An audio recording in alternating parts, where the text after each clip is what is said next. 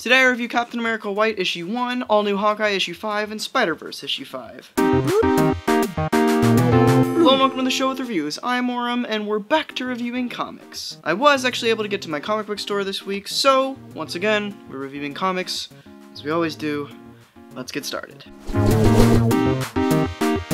First up is Captain America White Issue 1, written by Jeff Loeb with art by Tim Sale. This actually caught me pretty off guard. It's the beginning of the next installment of the Colors series by the Loeb and Sale team. I mean, it kind of is. Apparently there was a zero issue way back in 2008 of this series, and they've been working on it ever since, but that's not what I'm reviewing. So this story, as most of the Color series books are, is an introspective look at a specific time period in a character's life. For Cap, it's all about when he lost Bucky, and how he comes to terms with it after breaking out of the ice. Personally, so far, I'm loving it. The art is just gorgeous, and the writing is not half bad, especially coming from Jeff Loeb. Really my only complaint here is that it's another Cap and Bucky story, which that plotline just kind of seems overdone at this point. It might just be a personal thing, I don't know. I'm really excited to see where this book goes, and it being a Color series and all, I'd be interested in seeing if it's a classic in a few years.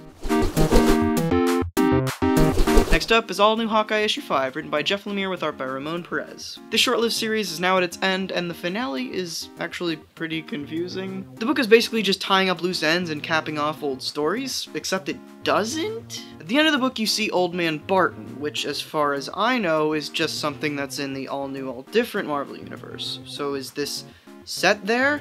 Or is it not? I'm not sure. I really feel like at this point this series' potential was just crushed when the editors got a hold of it. They basically said you have 5 issues to tell your story and it has to lead into the post-Secret Wars continuation somehow. That's not to say I didn't enjoy this series. The majority of it was really good, but I just feel like this issue was an empty husk of something it could have been. Hopefully this series doesn't drop any beats because of this when it picks back up in a few months. Finally, Spider-Verse Issue 5, written by Mike Costa with art by Andre Araujo. I really don't know how to feel about this series. It started off alright with some great potential, but ended up just being a lackluster rehash of the original Spider-Verse event with some villains switched out. I think my biggest problem with this series is that it's forgettable and doesn't really hold much of anything. There are a lot of characters thrown into this book, and for the first few issues, they're handled really well, but lately that hasn't been the case. This is also the finale for the series, and it fails at its job. The ending just doesn't really mean anything. They beat the bad guy and say, well, now what? I got the same feeling that I did with All New Hawkeye. The editors just wanted the book to end so it could pick right back up again after Secret Wars. Oh, and of course I have not even touched on the art. The art's just awful. It looks like bad fan fiction, but enough people have bashed it and hated on it enough that I will just leave it at that. I was actually somewhat excited for the post-Secret Wars book based on this title, but now I'm not so sure. But that is it for this week.